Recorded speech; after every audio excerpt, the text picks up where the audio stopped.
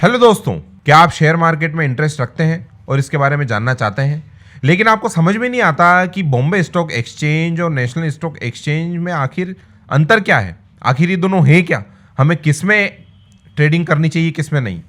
तो दोस्तों, इस वीडियो में हम आपको आसान लैंग्वेज में इन दोनों स्टॉक एक्सचेंज के बारे में बताएंगे। बीएसई की शुरुआत कैसे हुई, एनएसई में क्या खास है और इन दोनों का हमारी इकोनॉमी में क्या रोल है। तो चलिए शुरू करते हैं।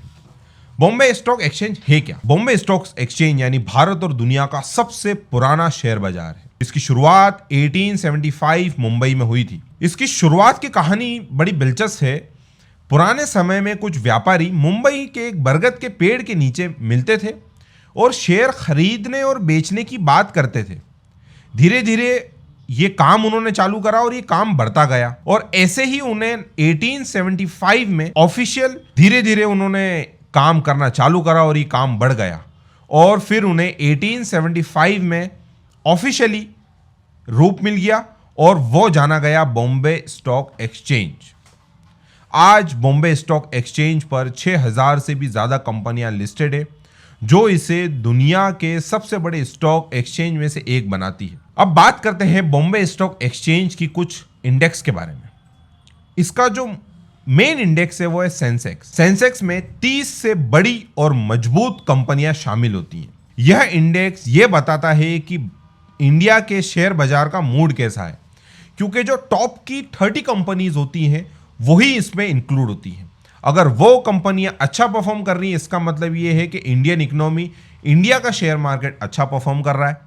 और अगर सेंसेक्स के चार्ट्स नीचे गिर रहे हैं तो इसका मतलब ये है कि भारत का शेयर बाजार टूट रहा है। आइए जानते हैं बॉम्बे स्टॉक एक्सचेंज का इतिहास, कैसे उसे मैनुअल से डिजिटल करा गया। शुरुआत में बॉम्बे स्टॉक एक्सचेंज सारी ट्रेडिंग मैनुअल होती थी। ट्रेडिंग ऑर्डर को लिखते समय और प्रोसेस करने में बहुत टाइम जाता था। लेकिन 1995 में एक बड़ा बदलाव हुआ। बॉम्बे स्टॉक एक्सचेंज को पूरी तरह डिजिटलाइज कर दिया गया। अब शेयर खरीदने और बेचने का काम ऑनलाइन होने लगा और काम काफी तेजी से होने लगा। बॉम्बे स्टॉक एक्सचेंज का मेन ऑफिस मुंबई दलाल स्ट्रीट में आज भी मौजूद है, जिसे भारत की फाइनेंशियल हब का एक सिंबल माना गया है। अब बात करते हैं भारत के दूसरे सबसे बड़े शेयर बाजार नेशनल स्टॉक एक्सचेंज एनएसई की। एनएसई की शुरुआत 1992 में हुई थी। इसे इसलिए बनाया गया था क्योंकि उस समय इंडिया को एक तेज, ट्रांसपेरेंट और टेक्नोलॉजी से लेस शेयर बाजार की जरूरत थी। एनएसई में ऐसा क्या खास है? यह इंडिया का पहला पूरी तरह डिजिटलाइज स्टॉक एक्सचेंज है। इसका जो मेन इंडेक्स है वो है निफ्टी 50, जिसमें इंडिया की 50 मेन और बड़ी कंपनियां शामिल होती है। एनएसई में इंडिया में ऑनलाइन ट्रेडिंग का ट्रेंड शुरू किया, जिसे इन्वेस्टरों को ट्रेडिंग करना आसान और तेज हो गया। और इसका जो इंडेक्स है निफ्टी 50, वो भारत की 50 बड़ी कंपनियों का परफॉर्मेंस दर्शाता है। इसका मतलब ये है कि निफ्टी 50 से ये अंदाज़ा लगाया जा सकता है कि इंडिया के पूरे शेयर बाजार का क्या मूड है।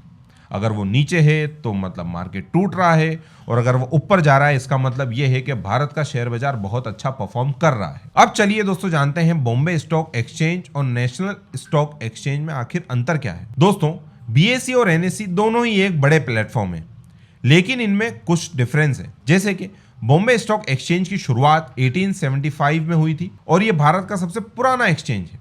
वहीं नेशनल स्टॉक एक्सचेंज की शुरुआत एक मॉडर्न, एक पूरी तरह डिजिटलाइज एक्सचेंज के रूप में हुई। बॉम्बे स्टॉक एक्सचेंज की जो इंडेक्स है वो है सेंसेक्स। वहीं नेशनल स्टॉक एक्सचेंज की जो इंडेक्स है वो है निफ्टी 50। सेंसेक्स 30 बड़ी कंपनियों की परफॉर्मेंस बताता है, वहीं निफ्टी 50 50 बड़ी कंपनियों की परफॉर्मेंस बताता है। अब बात करते हैं दोनों की टेक्नोलॉजी और स्पीड के बारे में। बॉम्बे स्टॉक एक्सचेंज डिजिटल तो है, लेकिन एनएसई के मुकाबले थोड़ा धीमा है। एनएसई की शुरुआत से ही बहुत तेज और आधुनिक है। एनएसई में आप मतलब यूं कहते हैं कि हजारों लाखों ऑर्डर एक सेकंड में लग जाते हैं।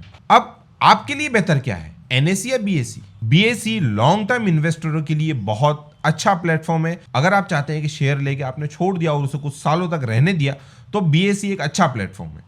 वहीं नेशनल स्टॉक एक्सचेंज एनएसई तेजी से ट्रेडिंग और डिजिटलाइज के लिए बेहतर है ऑप्शन ट्रेडिंग के लिए बेहतर है, फ्यूचर ट्रेडिंग के लिए बेहतर है, एनएससी बेस्ट है। अब दोस्तों जानते हैं कि दोनों का इंडियन इकोनॉमी में क्या रोल है। दोनों ही इंडियन इकोनॉमी की रीढ़ की हड्डी हैं।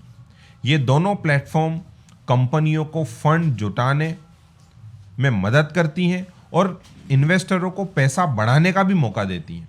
इसकी इंपॉर्टेंस आप ऐसे जानें कि देश में एम्प्लॉयमेंट और डेवलपमेंट के लिए कंपनियों को कैसे अपना कैपिटल बढ़ाना है, कैसे अपना इन्वेस्टर्स को खींचना है, तो उनके लिए ये प्लेटफॉर्म बहुत ही फायदेमंद, बहुत ही ज़रूरी है।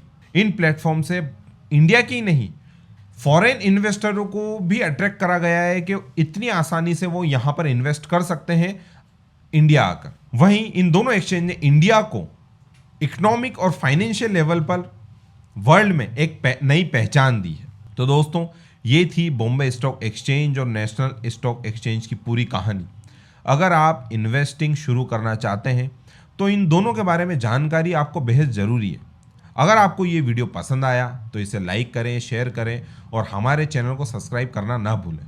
आपके सवाल सुझाव प्लीज़ आप कमेंट बॉक्स में ज़रूर दीजिए, और आप चाहते हैं कि हम शेयर मार्केट की कुछ ऐसी ही जानकारी आपके लिए लाते रहें तो आप हमें कमेंट में बताइए, हम वीडियो ज़रूर लेके आएंगे।